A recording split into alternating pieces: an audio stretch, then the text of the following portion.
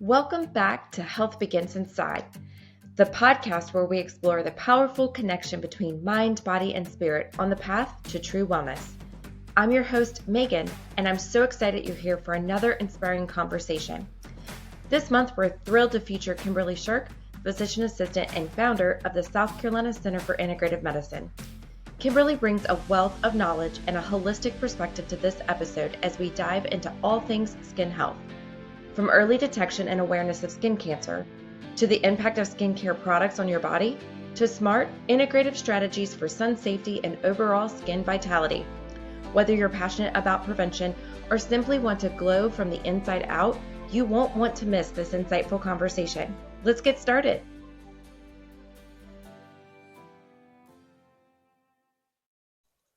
Hello, everyone, and welcome to Health Begins Inside. I'm joined today with Kimberly Shirk, RPA at South Carolina Center of Integrative Medicine, and today we're talking about skin health. Yes. Hi, everyone. It's so great to be back. Yes. So we're getting into the summer months. Mm-hmm. We want to protect everyone. We want to talk about sun health, what good sunscreens are out there, our skin. We want to love it and protect it. Yes. So important. Let's start with my favorite, the gut skin axis, right? Because the gut has so much to do with our visual appearance of our skin. I always tell my patients that your skin is an inward or an outward reflection of what your gut looks like on the inside. Yeah. So what role does nutrition play in gut health and the resilience of our skin? Yeah. I mean, I'm same as you, infamous for telling my patients that the inside of our small intestines is a mirror image of what we see on our skin. And so, if you're inflamed and your gut microbiome is not correct and you're having a lot of gut dysbiosis, guess what? Your skin's probably going to reflect that. Yeah. So a lot of times, you can do all the topical treatments you want, but when it comes to dryness and irritation and just certain rashes, the only way to fix those things is to fix the gut. Yeah. Acne is a good one. Like that we see a lot of acne, especially if you have like hormonal imbalance in conjunction with gut dysbiosis, which they do also go hand in hand. Yeah. Eczema is another one. We see that a lot with food sensitivities. So when we have developed food sensitivities, most likely due to leaky gut, we see a lot of eczema on patients as well. Yeah. You can't heal the skin in any capacity without focusing on the gut as well. Yeah. We really, particularly, I feel like we first have to do gut lining healing, right? And stop that leaky gut. And then reseeding the gut with the good probiotics. That's required. Yeah. How does the lymphatic system and detoxification kind of intertwine into that as well? Yeah, that's a great point because our skin is a secondary pathway of detoxification. So as our body is moving lymph through and processing all the toxins in our body, first goes through the liver and the kidneys and our bowels. But if those are backed up, then it's going to try to come out of our skin. And that often can look like a lot of the common skin disorders like psoriasis and eczema, and acne. So how about gua sha? Like, how important is that? That's fantastic, especially as we age and our lymphatic system slows down a little bit. We're not as jumpy, we're not as active, and all of those things move our lymphatics. So the more active you are, the better your lymph flow is going to be. So as we become adults and we become a little bit more sedentary, physically moving our own lymph is very important. So you can do basic things like jumping on a trampoline. The vibration plates are really excellent for moving lymph. There are wonderful massage therapists that will do lymphatic drainage and lymphatic massage on your face or the rest of your body. But there are like really great little tools that you can buy pretty inexpensively that are made with different stones. And they're for gua sha. And gua sha really is just moving the fluid out of your face and your head and neck area down into your lymphatic system so that your body can process that and move it all through. Excellent. Do you find that there's a link between emotional stress or trauma and how our skin presents or even our risk factors for cancer? Yes. I mean, our emotional health and our physical health are so closely linked. And I know you would probably agree with me that a lot of times when we have someone who has kind of hit a physical healing ceiling, it's typically because their emotional healing hasn't caught up to where their physical healing is. So they've got to break through those emotional traumas and those emotional issues before their physical healing will continue.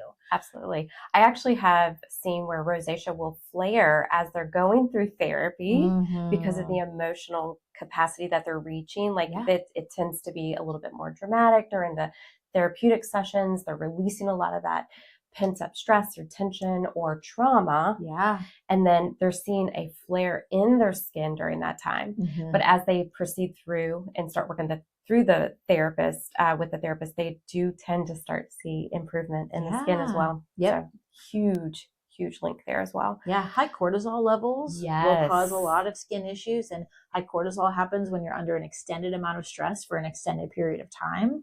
And so doing things that support your adrenals, working on your sleep habits, getting good, restful, deep sleep, exercise, all of those things that balance our emotions also will balance our skin health. Yeah. My favorite is the next topic.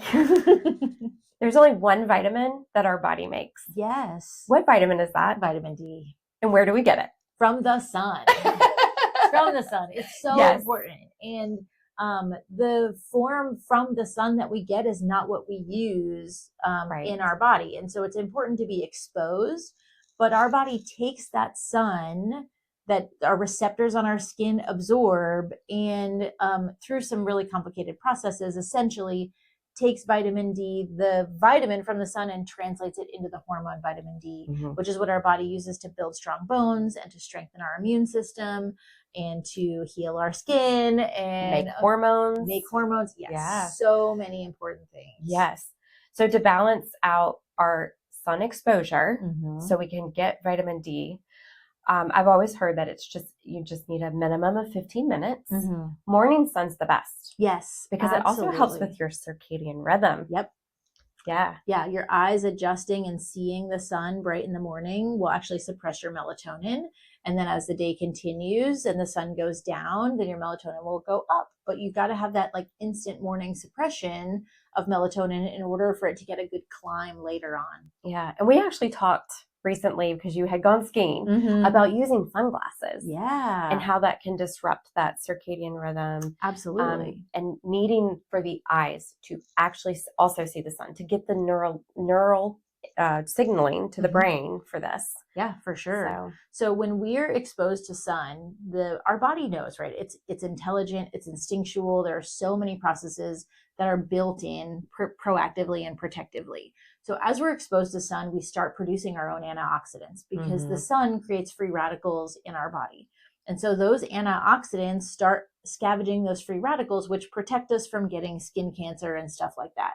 So when you wear sunglasses and you're giving your body the signal that it's darker outside than it actually is, your body doesn't make those antioxidants. And so you're taking on a lot of those free radicals, and then the body has nothing to do with it. And that's when they cause damage. Absolutely. Yeah. So what are some early signs? Let's talk about the identification of early signs of skin cancer. And then what someone should do if they do notice something suspicious. So there's a little acronym we use. Yeah. A, B, C, D, E. So let's go through and start from the top. So A. Asymmetry. Yes. Asymmetry. Exactly. So what does the lesion look like? So there's a new lesion that's popped up. It can be a mole. It, resemble a mole. It can resemble a red patch. But things that are dangerous or harmful to the body tend to not be symmetrical, meaning they're not perfectly round or perfectly oval. They have kind of jagged edges. They sometimes have a crescent shape to them, but they just look odd. I guess that's a best way to describe it. And that kind of leads into B, which is for border, because you kind of said it, jagged edges. Yep. Or it blurs. Yeah, kind of the colors change, or color's the next one, sorry. But the borders will move or change from dark to light and blend into each other. Yep. And then so color is the next one. Yeah. So multiple colors within one mole or freckle or patch or whatever the lesion we're looking at is alarming.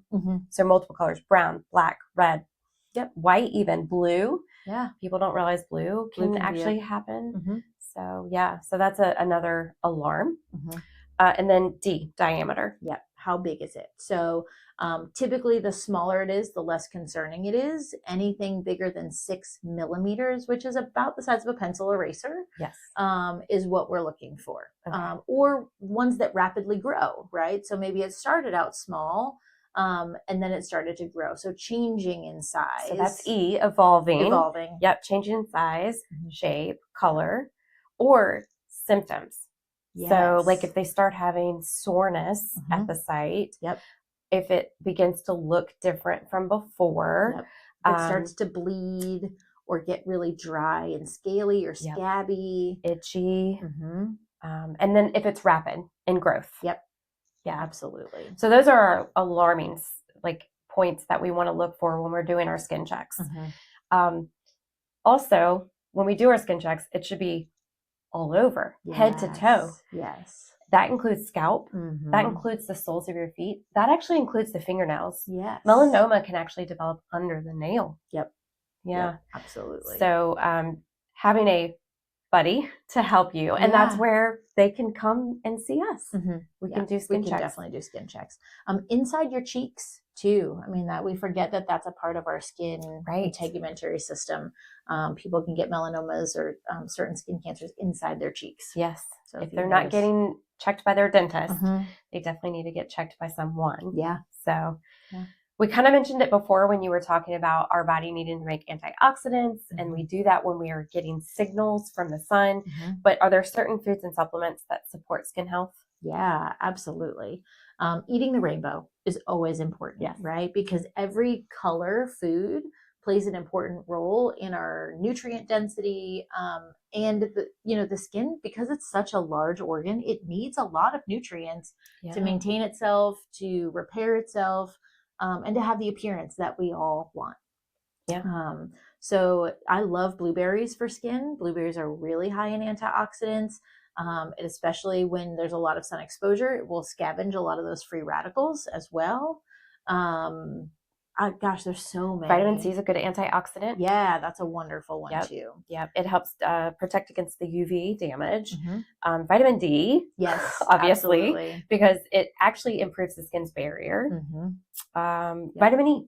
Yeah. Vitamin E is a great one, right? Because that helps rehydrate and reduce inflammation. Yep.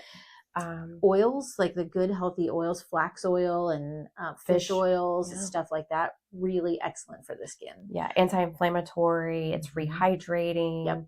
Yeah, biotin's another good one. That actually helps with skin, hair, and nails. So that's improved keratin production. Yeah. Yep. Yeah. So from a food perspective, honey is a good one because it's antimicrobial. Exactly. Yeah. And antioxidant. Our skin has its own microbiome, right? Yes. So our skin is not sterile at all. And so when we get breaks or cracks in the skin, the bacteria that live on our skin can get in there, and that's how we get certain types of infections. So applying honey, which is very antimicrobial, to a wound on the skin can be incredibly healing. Yeah. And from a hospital perspective, we actually used medicinal honey on wound care for patients. Absolutely. So it's a product that has been used for a while. Ozonated oils are also excellent to use on your skin because of the antioxidant property of ozone and its antimicrobial property. Yeah. So we love ozonated oils as well. Green tea extract is a good antioxidant. It's also anti-aging. Yep. So that's a good one. Turmeric. Yeah. It's brightening and anti-inflammatory. Yeah, I like that one. Cucumber's good for cooling and hydrating the skin. And then always like tea tree oil. We need to dilute tea tree otherwise. But yes, it's good, especially for acne prone skin. So yeah, it's that same like antimicrobial property. Yeah, absolutely. So in our monthly newsletter, we do have links to the Environmental Working Group for safe sunscreens, because that's another big topic. Yeah. Ingredients that we need to try to avoid in sunscreens because they can be harmful in different ways. Absolutely. Right? So oxybenzone is one of them. Most of the time it's due to allergic reactions to the skin. They are potential hormone disruptors, so we try to stay away from those. Octinoxate is another one. That one's more, it's an endocrine disruptor, but it's also not safe for the environment. So they did mark that one down. Homosalate is one as a hormone disruptor. So a lot of these are just endocrine disruptors. Yeah. And we try to, parabens, fragrances. Yeah. We try to stay away from all of those. As much as possible. So if you're interested in safe sunscreens, they're usually trying to stay towards a zinc oxide base or titanium dioxide, but non-nano. Correct. So that's one that we do try to look towards. And it does require that you reapply more frequently. Yeah. Yeah. And the EWG is a great website. They have so many options and so many resources for different skincare products. I also really love the app Think Dirty. Yes. That's a great one too. That's easy to have on your phone, and you can just flip it open when you're in the store and kind of scan barcodes, and it will pull up those products and tell you kind of how toxic or non-toxic they are. Yeah. We just had our detox class. We talked about how many toxins are in a female's products. Like I brought a sampling of some of our products that I came out of my home that I tried to go to a cleaner version for. Yeah. But it was like, what, 206? Yes, it's so many that you wouldn't even realize unless you actually are intentionally looking. Yeah. So speaking of, how do we transition to a more natural based product for our skin? It's kind of hard. It is. It's really hard, especially there's a lot of conflicting information. Exactly. And you're kind of set in your ways, and you have a routine that you've just used for a really long time. One of my favorite ways to cleanse the skin is actually with oil cleansers. Instead of using like harsh chemicals that break down the oils on your face, oil removes oil. So if you use clean things like jojoba oil and almond oil and stuff like that, you can get a blend of an oil cleanser, and you just kind of massage that into your face, and then you wipe it right off, and it's remarkable how it removes the dirt and bad oils, from your face. So it's easy to swap out cleansers. People get a little turned off by putting oil on their face to try to clean themselves, but they think it's adding more oil. Yeah, but it just removes the oil. Yes. And in fact, I did bring two products that I switched to, and we are not endorsed by these companies in any way, but Naked and Thriving is one of them. This is their face oil. So that is, I put that on at nighttime. And then the Renew, which is a hyaluronic acid base. Nice. For plumping the skin and rehydrating as well. Yeah. So, oil does remove oil, which is great. We want to cleanse and hydrate at the same time. Exactly. Start slow. Don't go throw everything away that you've ever used and try to find a new routine that works. Swap one product at a time. Yep. And as your skin adjusts, because it will take a period of adjusting, if it's used to a certain regimen, you may have a weird in-between period where maybe your skin flares up a little bit or it gets dry for a little bit, but you just kind of have to figure out what works. Absolutely. And that goes for hair as well. Yeah. Changing out your shampoos and things like that. As a curly girl, trying to find a product that works well for curly hair. Right now my favorite shampoo is called Pure Zero. It's paraben-free, dye-free, fragrance-free. It's very clean. Yeah. And then I did find a company called EcoSlay that absolutely uses natural products. It's flaxseed and aloe and lemon oil, and they have cleansers. And if you're a curly hair girl, check them out. Yes. It's probably one of my favorite. I've been using them for over a year now, and it's super clean. You do have to refrigerate the product because it is natural. Oh, wow. It's amazing. It's made in Europe. So interesting. Yeah, that's cool. Yeah, it's great. Let's see here. So bug repellents is another one. Yeah. It's a big one. It is a big one. Because DEET is such a problem, but we live in the South. Yeah, and the mosquitoes are out already. I mean, it's end of April, and we're already, we had a little blip of like 2 weeks of beautiful weather with no bugs. Yeah. And now the bugs are out in full force. So, people are, obviously nobody likes to be bit by mosquitoes, but then a lot of us worry too about like, what are the mosquitoes carrying and how is our immune system going to react to that? So preventing mosquito bites and other bug bites are also really important. Yeah. How do you feel about using things like Bug Off and they're so terrible. The DEET products. Yeah. I mean, you're better off just getting bit. Like if you have no other option, don't put it on your skin. Yeah. But there are so many really great options out there now, and easy, cost-effective, affordable things, stuff you can mix up yourself with various essential oils that work great. Yeah. So some of the essential oils, and we'll share this at the end of the podcast. We'll share a little blip of a homemade recipe, but citronella, eucalyptus, lemongrass, those are all really great to help. Peppermint oil is another one that helps repel mosquitoes and ticks. So trying to go natural as possible with those products and not utilizing And there are great plants that you can plant around your yard that also help repel mosquitoes. So mosquitoes breed in standing water. So making sure that you don't have like a little, a bucket out, that has bred mosquitoes, or, unfortunately, if there's a pond nearby, you're going to more likely to have mosquitoes at your house. But lavender is really great for repelling mosquitoes. Lemongrass is great. Marigolds are great for repelling mosquitoes. So it can look aesthetically pleasing in your yard, but you can plant these plants around and, again, reduce the mosquito population. Bats are also really great for reducing mosquito population. And so a lot of times around at some of the farmers markets and stuff like that, you can buy bat houses and you put them up high in your trees and you just attract the bats to come and live in your yard. And then at night when they come out, they'll eat all your mosquitoes. That's great. It's wonderful. Wow. I didn't even realize that. We'll be putting a bat house up. Bat houses are wonderful. Yeah. Oh, right. Great. Yeah. Are there any specific tips when we're trying to protect our children, especially if they have sensitive skin, with using bug repellents, just in general? Are these essential oils safe for children? They are when they're significantly diluted. Some of them call for peppermint. Peppermint can be questionable under the age of 5. I wouldn't use peppermint on a small child. As a rule of thumb, if you're sensitive to it, your child probably will too. And then spot test, right? So don't go and spray their whole body with a bug repellent or smear them with a sunscreen that you've never tested on their skin before. So the insides of the wrist tend to be really sensitive areas. So if they tolerate it in that area, you're usually safe to apply it in other parts of the body. So apply in a small area first, watch and see, make sure they don't have hives or a skin irritation reaction. And as long as they're good, then you're safe to use it. Excellent.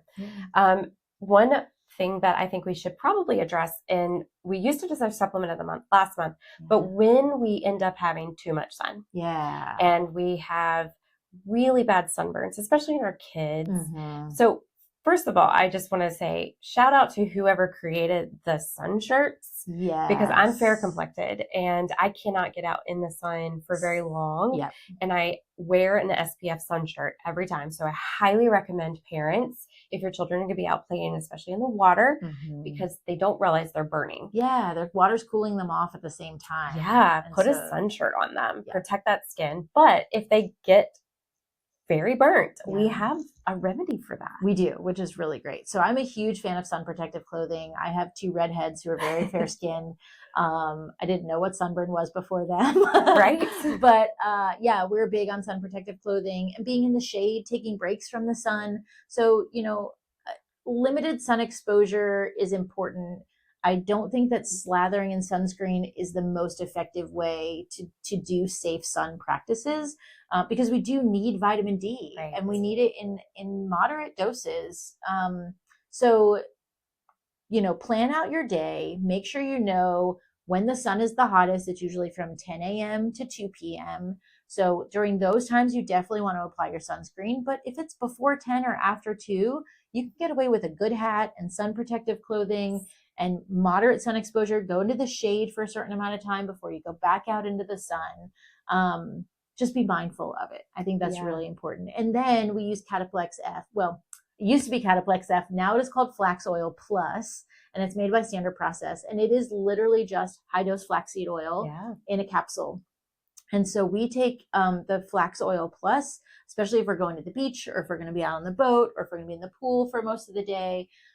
For adults or kids over 12, you do 2 capsules every hour in the sun. And then for little kids, if they can swallow, it's a tiny little gel capsule, they can have 1 every hour in the sun. And that will prevent sunburn. So it does that mechanism that we talked about earlier, where it increases the antioxidants in your body to scavenge the free radicals that are happening from that intense sun exposure. And if all else fails and you've tried all the things, but you still end up with sunburn, you can use the Flax Oil Plus afterwards.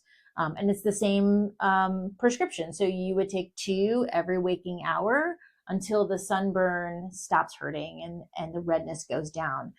We've effectively used it to avoid blistering and peeling and all of that. Yeah. At what point would we be concerned if a child got too much sun? Their behavior changes always usually first. So they become very lethargic. They don't want to eat or drink. Sometimes they'll get nauseous or get a really bad headache. It's really important to replenish their electrolytes as fast as possible, in whatever means you can. So if that means having them drink juice, fine. But a good electrolyte powder is a good thing to have on hand. Mix it with water and small sips frequently, right? So if you drink 6 ounces of water, you're going to pee out most of that right away. So in order to hydrate, you've got to take small sips over a long period of time, very frequently, and that will start to rehydrate the body. Excellent. Great. Well, Kim, thank you so much for being with us today and sharing some tidbits about good skin health and products and the do's and don'ts. And of course, this month was Skin Cancer Awareness Month, so we just wanted to put that information out there to you guys. So I appreciate you sharing that information with us. You're welcome. Thanks for having me. Absolutely. Stay tuned, guys, for next month's podcast, where we talk to Shannon O'Lear from Little Loggerheads about water safety for your children.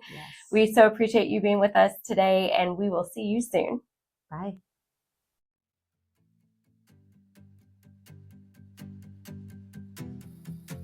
Thank you so much for joining us today on Health Begins Inside. We hope today's conversation on skin health and skin cancer awareness has inspired you to take even better care of the skin you're in. Remember, protecting your skin is protecting your whole health, inside and out. Be sure to tune in next month when we'll be on location at Little Loggerheads. We'll be chatting with Shannon O'Lear, a pediatric water survival instructor. It's going to be fun and an important conversation you won't want to miss, especially for families with little ones. Until then, take care of yourself, be kind to your skin, and remember, health truly begins inside.